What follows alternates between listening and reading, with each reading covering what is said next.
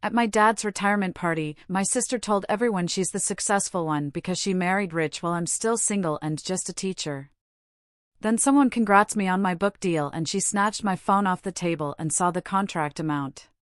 The way her face went from smug to ghost pale when she saw that number was truly priceless that night. I thought a book deal was my quiet victory, proof I'd finally found my own voice.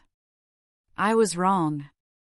My sister saw it as an opportunity to claim what wasn't hers, and I knew, in that moment, our uneasy peace was about to shatter. The air at my dad's retirement dinner was already thick with forced cheer when it happened. See, I've never been someone who craved the spotlight.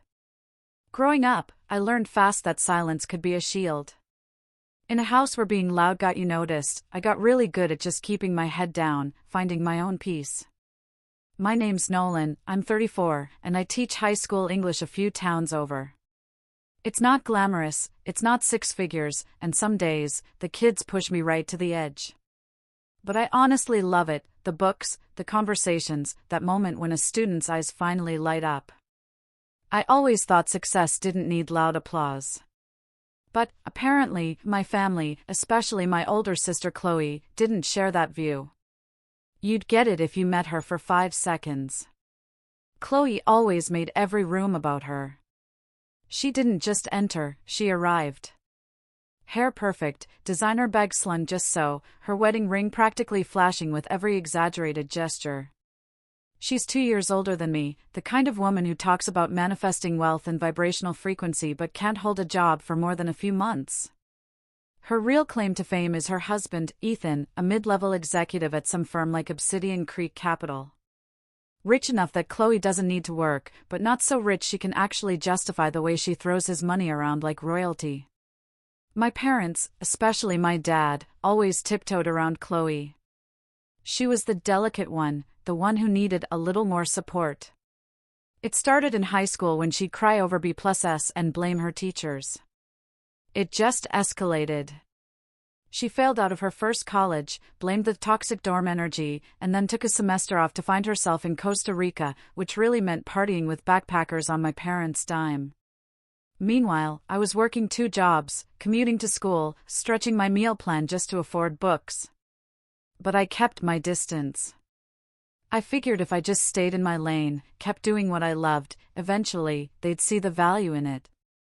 Or, at least, leave me alone. They didn't. Over the years, I learned to tolerate the jabs, the passive-aggressive comments at holidays. Chloe would joke about how much I must love being surrounded by hormonal teenagers, or how admirable it was that I didn't need material things. I got good at brushing it off, nodding, smiling, changing the subject. I thought if I didn't give it oxygen, it would just burn itself out. Then came Dad's retirement party. It was meant to be small, just family and a few colleagues. He'd been an engineer for nearly 4 decades, the kind of man who showed up early, stayed late, never complained. He didn't want a big fuss, so we kept it simple. Mom rented a private room at his favorite restaurant, and I made a slideshow of old photos and work projects. I even got some former team members to send video messages. It was supposed to be his night. But the moment Chloe floated in, 5 minutes late, naturally, wearing a backless emerald dress like it was the Met Gala, I knew it wouldn't be. She air-kissed everyone, dragging poor Ethan behind her like a human credit card. "So sorry we're late," she announced, to no one in particular. Traffic was insane. We had to reroute the Tesla through some back roads. Right, Ethan? Didn't the GPS glitch? Ethan, who always looks like he's about to blink help me in Morse code, just nodded mutely. Chloe gave Dad a dramatic hug. "Daddy, you look amazing. Retirement is so chic on you." He chuckled awkwardly. "Thanks, pumpkin." I stayed seated, sipping my ginger ale, just waiting for the evening to settle into some semblance of normal. But as soon as appetizers arrived, Chloe started holding court like it was her farewell tour. "Ethan's firm is launching this new complex out in Lake Tahoe," she said, swirling her wine. "It's going to be revolutionary, real eco-modern luxury.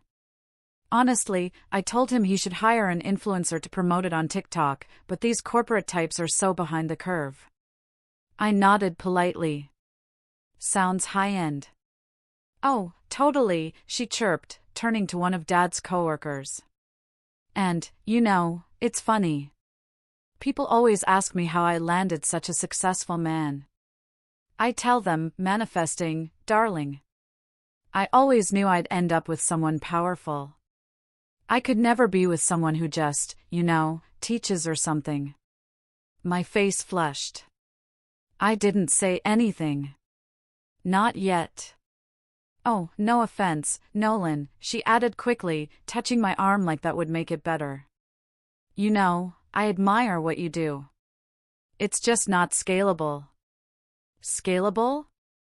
I repeated. Yeah, growth potential, income ceilings. Like, you can't really build wealth that way.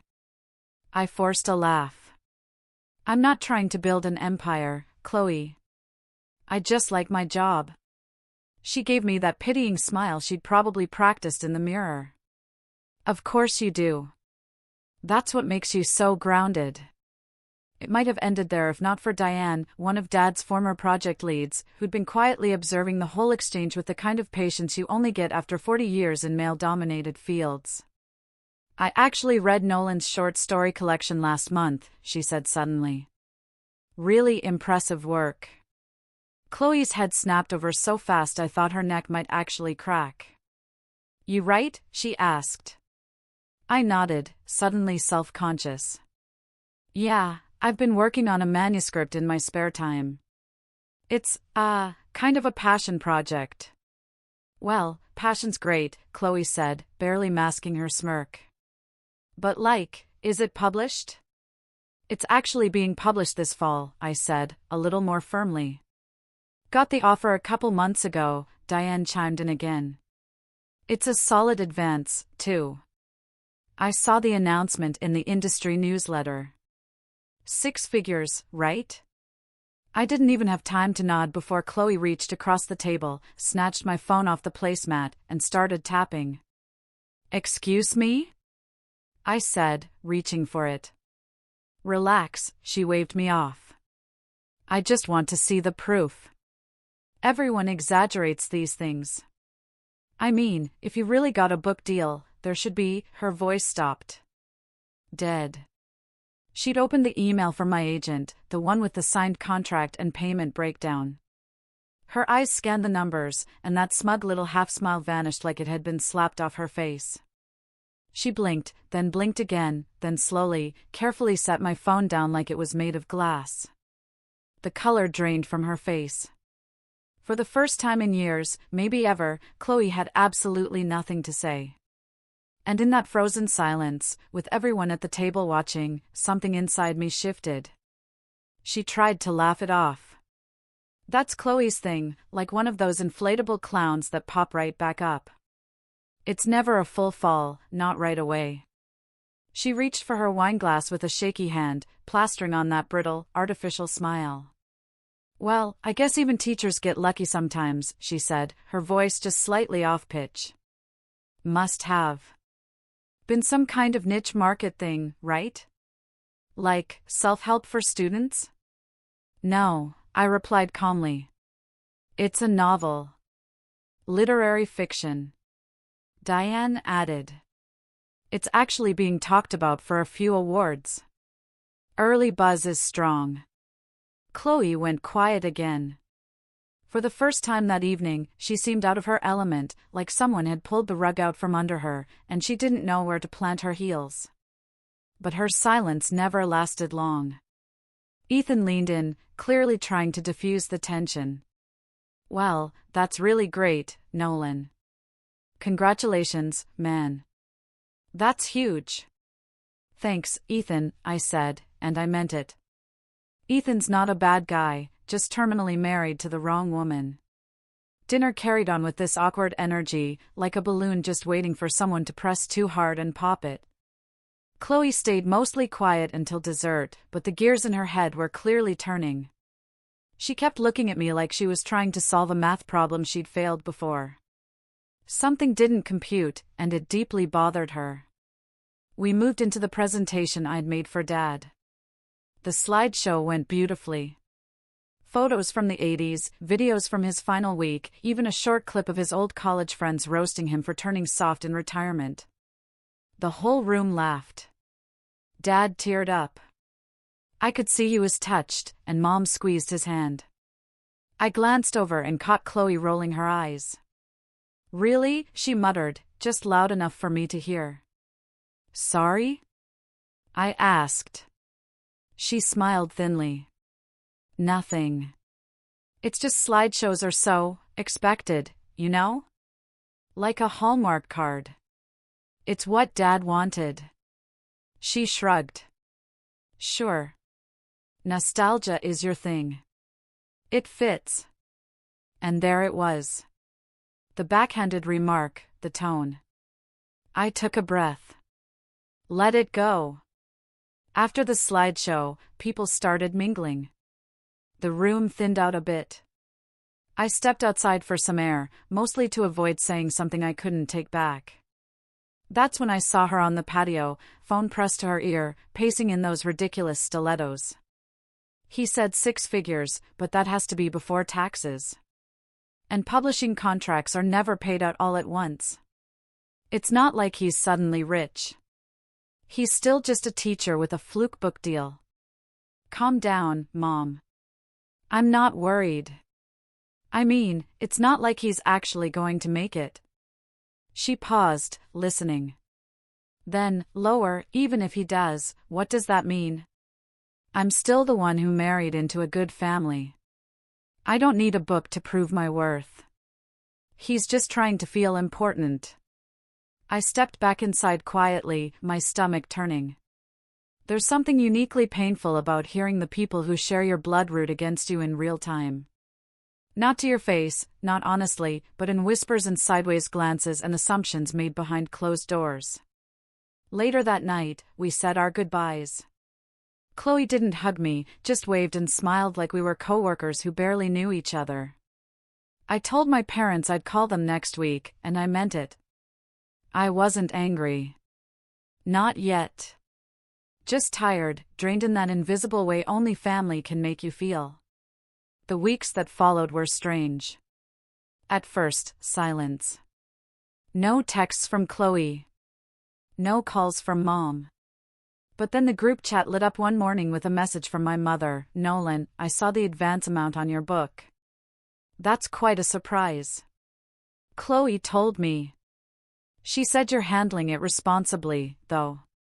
That's good. Me, how did Chloe see the contract? Mom? Mom, oh. She mentioned it slipped out when you showed her something on your phone. Don't be upset. It's just family. I stared at the screen. Something clicked. She hadn't just peeked at my phone during dinner. She'd gone back in later, into my email, into my files, because there was no way my mom would know the exact number unless someone fed it to her. I called her. Chloe told you the exact contract details? I asked. Well, she said she saw them. Honey, you should be proud. That kind of money, Mom, I said, keeping my voice level. She read a private email. She opened documents that weren't hers. You think that's okay?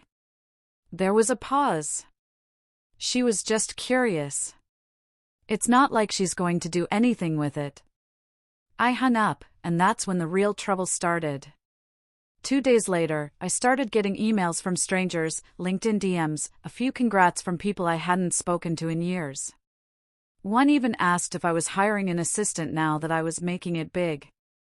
I was confused until I found the post. Chloe had gone on Facebook, her sacred social soapbox, and written a long, syrupy update about how proud she was of her little brother Nolan, who just landed a massive 6-figure book deal. The post continued, we always knew he was talented. But this just confirms it. From classrooms to book tours, what a glow-up. Don't forget us little people when you're famous. We're already taking bets on whether Oprah calls first. Attached was a screenshot of the contract summary. Redacted, yes, but not well enough. You could still make out the structure, the bullet points, and the total amount before taxes. She cropped my email header but forgot to remove the Gmail tab in the screenshot. I stared at the post, nauseated. She'd made my private career milestone into her moment, like she was the proud parent, the mentor, the reason I'd succeeded. I texted her immediately, "Take it down." No response. I called. Voicemail. So, I left a comment, "This wasn't yours to share. Please take it down." It got 30 likes in 5 minutes and a dozen responses like, "Wait, did she post this without asking?" and "Yikes." An hour later, the post vanished. She finally called that evening. Her voice was icy. "You embarrassed me in front of my friends. I was celebrating you. You invaded my privacy. You posted a contract screenshot and didn't even ask me." She exhaled dramatically. "You've always been so ungrateful. You finally do something noteworthy and instead of thanking me for helping boost your platform, you shame me publicly." I almost laughed. "Helping? You were using it. I'm your sister, Nolan. That means something. Family means you don't humiliate each other over something petty." I hung up again. I didn't trust myself to say anything else. I thought that would be the end of it. She got called out. She backed off. But Chloe never retreats. She regroups. 3 weeks later, my parents invited us both over for dinner. Neutral ground, no drama, they said. Just a simple meal to celebrate Dad's retirement again. Quietly this time, just us four. I almost said no, but part of me wanted to believe it could be normal again. I should have known better. The moment I walked in, I saw the change, a subtle rearrangement of energy. Mom had set the table with the good plates. Chloe was already seated, sipping wine. Ethan was missing, apparently tied up at work. "Nolan," Mom said with forced cheerfulness. "So glad you made it." "Hey," I said, glancing toward the kitchen. "Something smells good." Chloe stood and came over, arms wide like we were best friends. "Truce?" she asked with a faux innocent smile. "Let's just enjoy tonight. No tension." "Sure," I said, but my gut twisted. We sat. We ate. The small talk flowed like cheap wine, awkward, overfilled, and slightly bitter. Halfway through dessert, Chloe clinked her glass. "So," she said, smiling too brightly. "We were talking about Nolan's book, and I had an idea." Dad looked confused. "An idea?" She turned to me. "You've got a platform now, buzz, visibility. And you're still young. But what you don't have is a long-term strategy." "Strategy for what?" I asked, already bracing. "Branding. Expansion. Leveraging the moment. You should be thinking about the next 3 books, speaking engagements, online courses, workshops, monetization." I blinked. "That's not really where I'm at right now." She waved me off. "That's the problem. You're not thinking big enough, but I can help. We could create something together, a platform, maybe even a joint podcast. I've already reserved a domain, thenolaneffect.com. Clean, simple. People love teacher-to-entrepreneur arcs." My stomach dropped. "You what?" "I bought the domain, just in case. And I mocked up a few logos. We could launch by summer.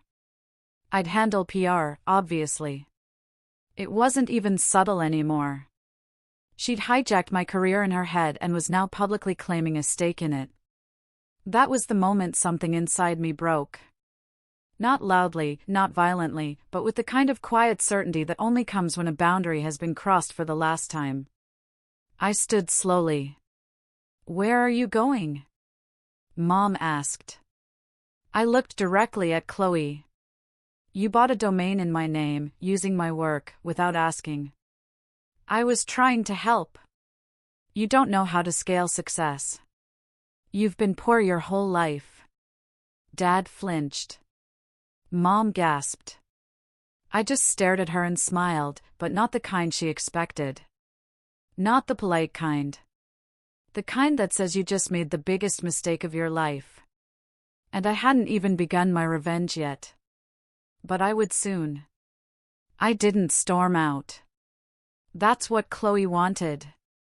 A dramatic scene, something she could twist into a story where she was the gracious, misunderstood peacemaker, and I was the unstable, sensitive artist who just couldn't handle success. No, I didn't give her that. I pushed my chair back, calmly, dabbed my mouth with the napkin, and said to my parents, "Thanks for dinner." Then I looked straight at my sister and added, "You'll be hearing from my attorney soon." She laughed. Actually laughed. "Nolan," she said, her voice laced with mock amusement.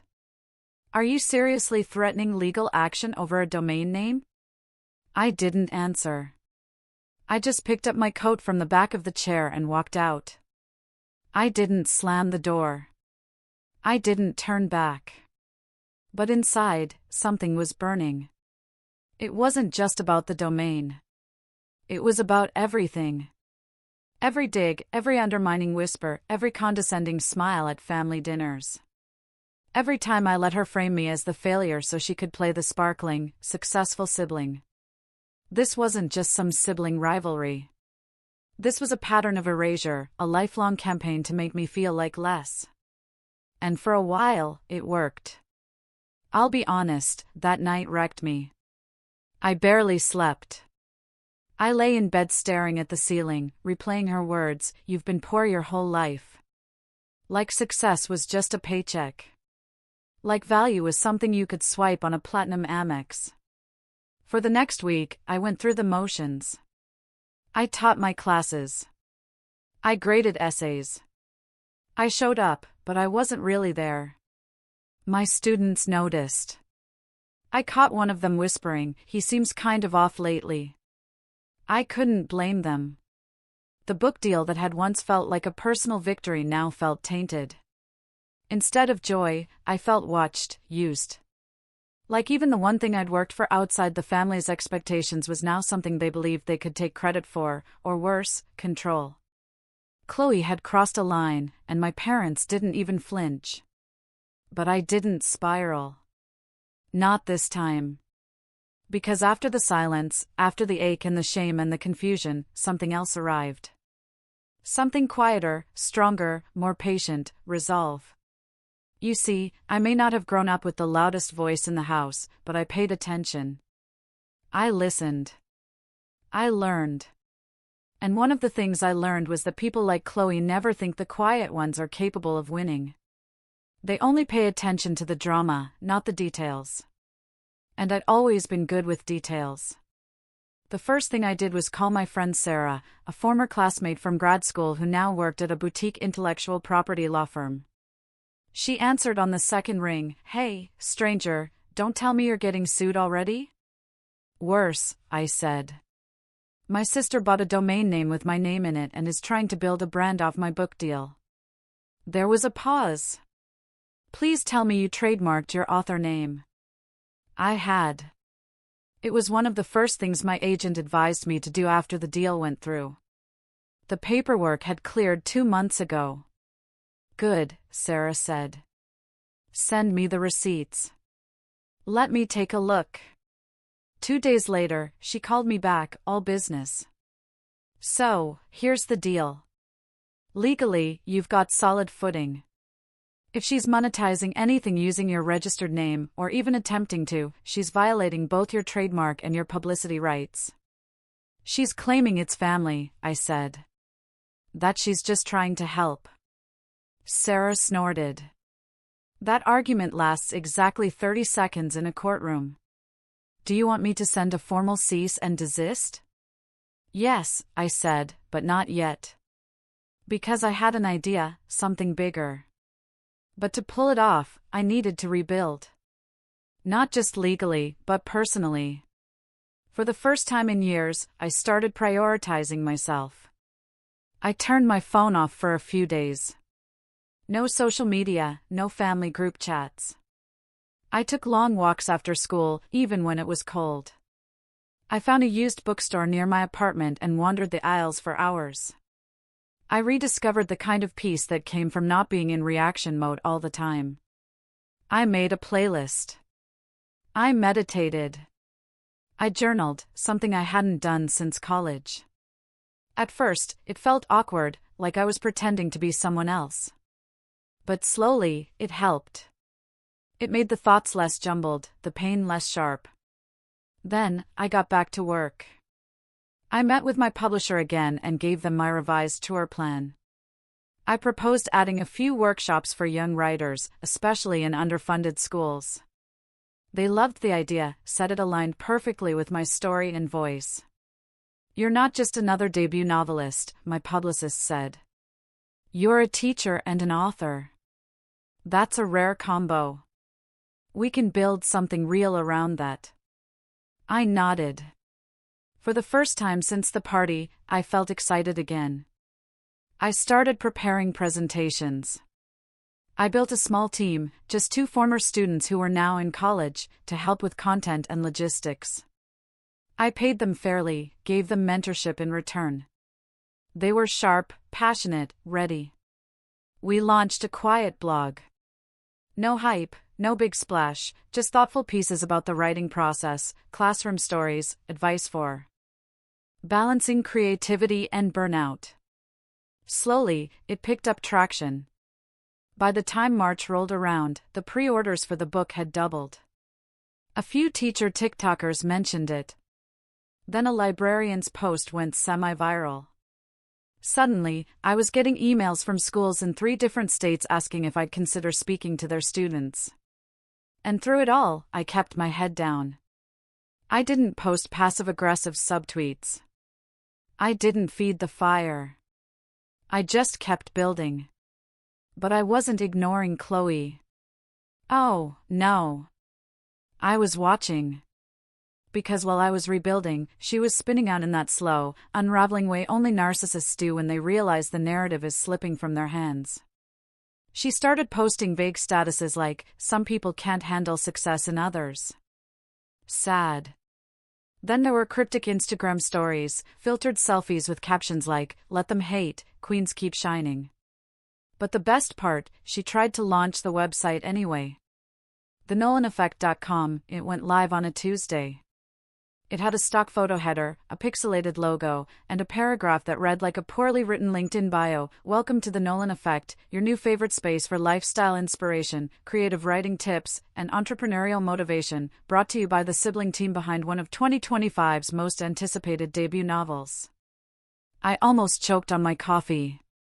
She'd listed herself as brand director. She'd even put a fake contact email, nolancoaching@gmail.com, and a booking form. The audacity, the absolute gall. But I didn't react, not publicly. I just forwarded the link to Sarah. She replied within minutes, "Maya, she really did it. Oh, this is going to be fun. Sending the cease and desist today. Want me to BCC you?" Me, yes, but give her 48 hours. I want to see what she does first. And that 48 hours, oh boy. She started DMing people I'd worked with, bloggers, librarians, even my publishers in turn, asking if they'd like to be featured on her news site. One of them forwarded the message to me with a note, "Did you approve this?" I didn't respond. I just waited. Then came the cease and desist. It was a thing of beauty. Precise, unemotional, legal perfection. She didn't respond for 2 days. Then finally, I got a text, "Nolan, seriously? A cease and desist over a harmless website? You're acting like I stole your identity." I didn't answer. 10 minutes later, another one, "Nolan, you're being dramatic. I was trying to support your brand. You're not exactly a PR genius, Nolan." Still, I stayed silent. Let her spiral. Let her show her true colors without interference. But I wasn't done, because this wasn't just about stopping her. It was about reclaiming the space she tried to steal. 2 weeks later, I bought the domain nolanblackwood.com. Simple, clean, my full name. I hired a designer, a student from one of my workshops, and we built a beautiful site. Professional photos, press kit, speaking request form, blog archives, upcoming tour dates, teacher resources. It went live the same week as my book launch. And on the homepage, in big bold text, it read, "Built by a teacher, not a brand director." And that was just the beginning. I didn't grow up thinking I'd ever get revenge. That was always Chloe's domain, stealing the spotlight, getting the last word, spinning a narrative to suit her image. For most of my life, I'd been the one who left rooms quietly, who bit my tongue, and let things slide. But something changed the day she claimed ownership of my story, then paraded it like it was hers to sell. I think some people mistake revenge for rage. But real revenge, the lasting kind, isn't loud. It's not violent or hasty. It's quiet. It's patient. It's a chess match where you don't flinch even when the queen falls because you know the king's next. And I had spent my entire life learning how to wait. By the time my website went live and the book tour kicked off, I had already mapped the entire plan. Not out of spite, not to be cruel, but because there comes a point where you stop protecting the people who keep cutting you, even if they share your last name, especially when they weaponize that name against you. The first step was to reclaim my identity publicly. I leaned into the book's success, yes, but I also leaned into me. I gave interviews where I talked about teaching in underfunded schools, about the quiet kids who never got picked first, about how literature gave me a voice when I didn't have one. I wasn't flashy. I wasn't dramatic. I was real. And people responded. Articles started coming out with headlines like, "The teacher who turned his after-school scribbles into a book deal." Nolan Blackwood is the introvert championing young writers everywhere. I didn't feed these stories. I didn't need to. I just kept showing up, quietly consistent. And in contrast to Chloe's social media hurricane of self-promotion, it made her look desperate. But my favorite moment came about a month into the tour, when an interviewer for a local radio station asked, "There's been some online buzz around your sister's now-deleted website, The Nolan Effect. Care to comment?" I smiled into the microphone and said, "I think it's always fascinating when people try to attach themselves to a story they didn't write." There was a pause. Then the host chuckled and said, "Fair enough." The next step of the plan wasn't media. It was people.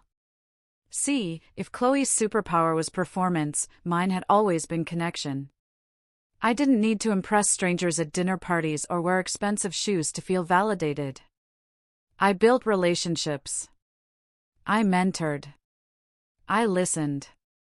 And now that meant I had allies, former students, librarians, fellow teachers, independent bookstore owners, people who had no interest in glitz or hype, but who respected hard work and authenticity. One of those people was Dr. Evelyn Tan, a professor I'd met at a teaching conference years ago. She ran a literacy initiative that brought authors into underserved schools for live readings and workshops. When she reached out and asked if I'd headline the program's spring event, I said yes without hesitation.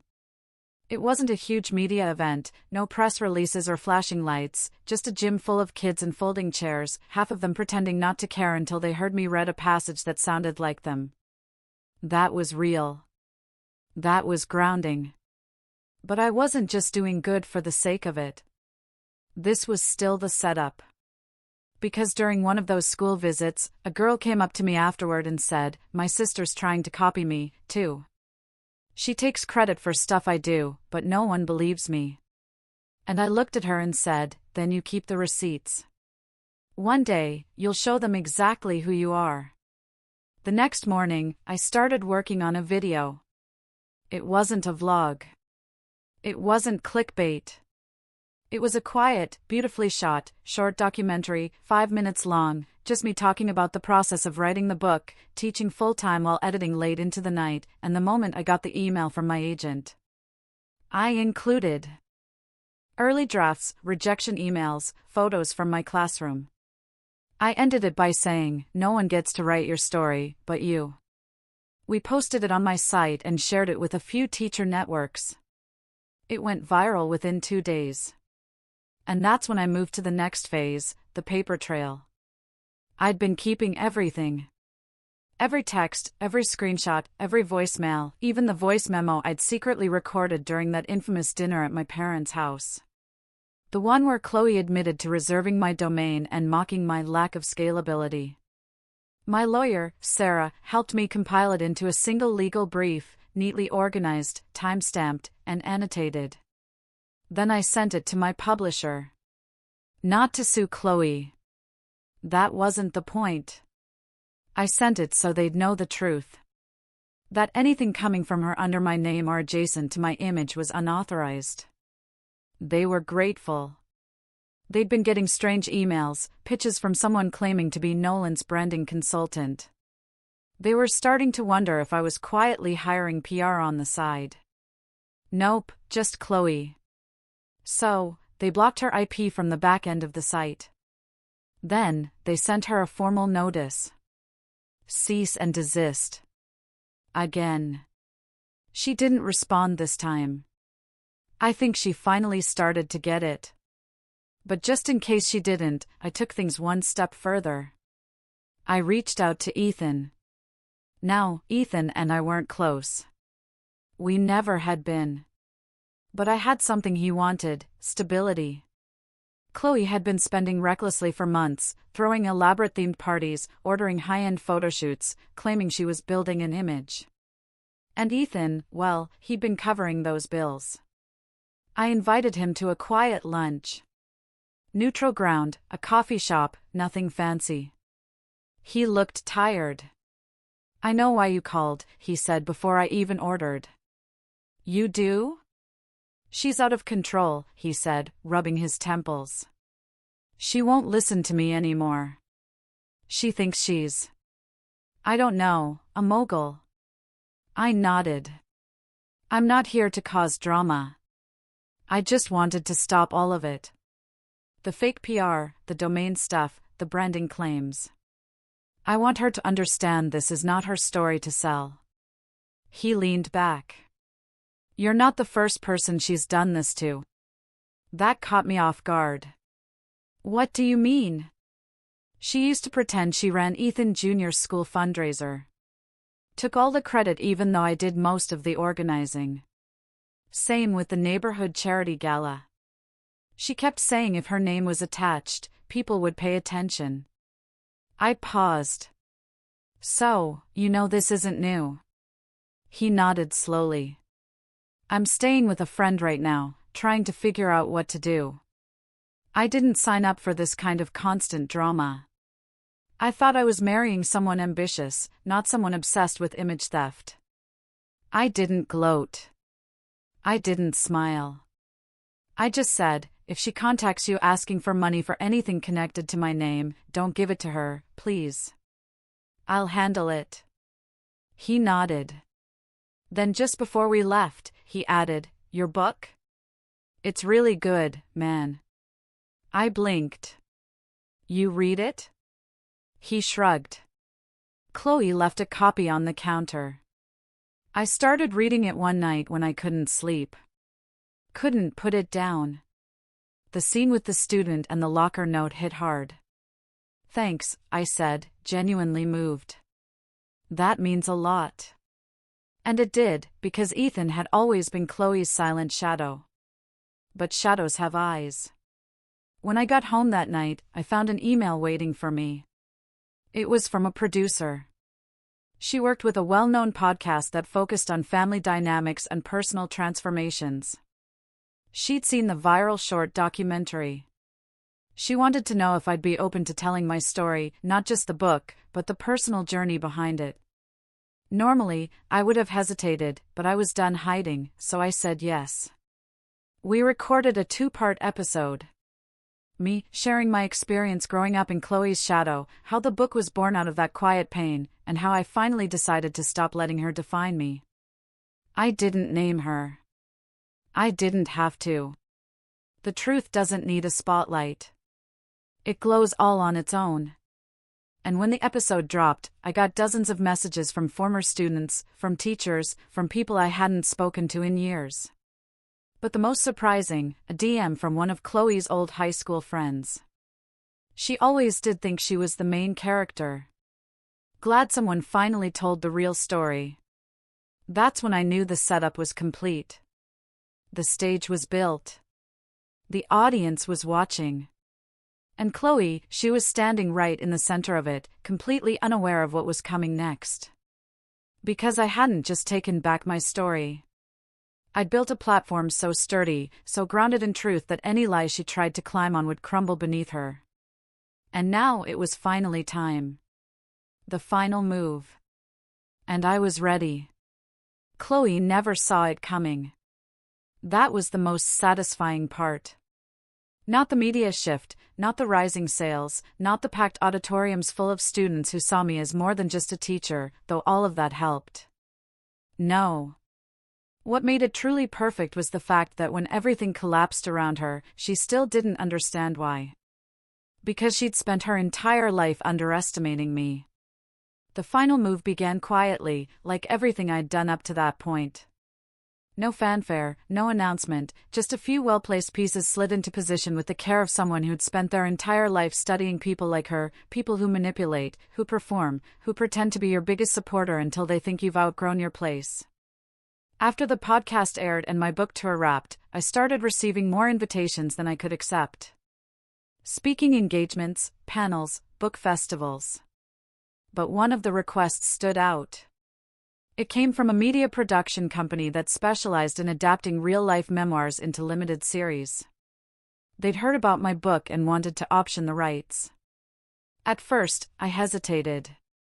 I didn't write the book expecting it to be anything more than a personal story with fictionalized elements. But then I saw the potential, not just for the story, but for what the telling of it could do, the message it could send, the mirror it could hold up to people like Chloe. I signed the deal, and I did it quietly. No big announcement, no public bragging. But I knew she'd hear about it, because I wanted her to. Chloe had this habit, she checked Google alerts with our last name in them. Vanity searches were her hobby. So when the trades picked up the story, award-winning novel this side of quiet being developed for screen, I knew she'd see it within the hour. My phone buzzed exactly 45 minutes after the article dropped. Nolan, are you seriously making a show? You didn't even tell us. No, congrats. No, we're proud of you. Just a demand, like she was entitled to be looped into my life, into my success, as if my work was some group project she'd accidentally been assigned to. I didn't respond. She texted again, Nolan, I'm just saying if the show is about the book and the book is about your life, then you need to talk to me. You know, people will ask about the sister. That was the bait. And I let her sit on it. Because what she didn't know, what she never thought to ask, was that I'd already written her out. Not the character, not the story, but her. The role she thought was hers by default, reimagined. The toxic, performative sister who tried to sabotage the protagonist's independence. A composite character based on several real-life people. The writer's room and I were careful. No direct names, no exact quotes, and most importantly, nothing she could legally touch. And just to be safe, we added a disclaimer before the first page of every script: this story is a work of fiction inspired by true events. Any resemblance to real people is purely coincidental. But I wasn't done. That would have been satisfying enough for most people. But I'd spent too long in her shadow. I wanted a clean end. So I did something that would finally, irrevocably cut the cord between us. It started with a quiet letter delivered by certified mail to her condo. Inside was a formal declaration from my attorney, signed by me and filed with the proper state records, a legal disassociation of name, usage and likeness. Chloe was no longer permitted to use my name, branding, or intellectual property in any personal or professional capacity. No more fake websites. No proud sister posts riding the coattails of my work. No more backstage passes to the life she hadn't helped build. I included a small, handwritten note, "I hope you find something of your own to be proud of someday." She didn't respond. But Ethan did. He called a few days later. "Hey," he said quietly. "Just wanted to say thank you." "For what?" "For doing what I couldn't. Drawing a line." It turns out Chloe had continued to spin even as I was rising. The more traction I gained, the more desperate she became to stay relevant. But as her usual audience began to see through her, she grew volatile. Public tantrums, passive-aggressive posts. Eventually, even her influencer friends started pulling back. Ethan filed for separation a month after that. Apparently, it wasn't just about me. It never is. People like Chloe always leave a trail. Meanwhile, my life was quieter than ever and somehow fuller. The show went into pre-production. I was invited to sit in on casting sessions. I consulted on scripts. I started working on my second book, a more intimate story set in the same universe as the first, but this time with a clear sense of self. And my parents? At first, they were confused. Concerned. "Don't you think you're being a bit harsh?" Mom asked after the legal letter was delivered. "Harsh?" I replied. "You told me it was just family when she read through my private emails. When she broadcasted my salary. When she tried to monetize me." Silence. "I'm not asking you to pick sides," I added. "But I'm done pretending this is normal." My dad, to his credit, was quiet for a long time.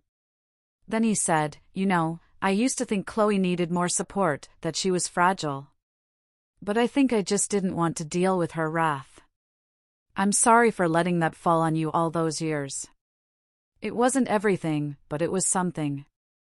We're not a Hallmark family. We don't do big emotional reconciliations." But that conversation was the first time I felt like my father saw me, not just the polite, quiet version I showed at dinners. Me. Eventually, Chloe moved cities. Someone said she was starting fresh in Nashville or Denver, depending on which cousin you asked. The influencer phase fizzled. The branding attempt stopped. Her name, once so loud in every room, became a whisper. And mine, well, it finally belonged to me. Every email, every headline, every introduction, Nolan Blackwood, author. Not Chloe's brother. Not the teacher. Just me. One day, a former student, now in her first year at USC, sent me a letter. She'd watched my school visit when she was 16 and told me that seeing someone like me succeed without selling out helped her believe there was room in the world for quiet voices, too. I kept that letter in my desk, because that was the point, wasn't it? Not to be loud, not to be vindictive, but to live a life so real and full that the noise couldn't touch it anymore. And when the show premiered, streaming in 6 languages, adapted with care and depth and heart, I watched the credits roll with a smile. No backstage sabotage, no unwanted guests, no apologies. Just the story I'd written, the one I had lived, the one no one else would ever own again. And for the first time in my life, the silence wasn't empty. It was mine. Have you ever had to draw a line with family?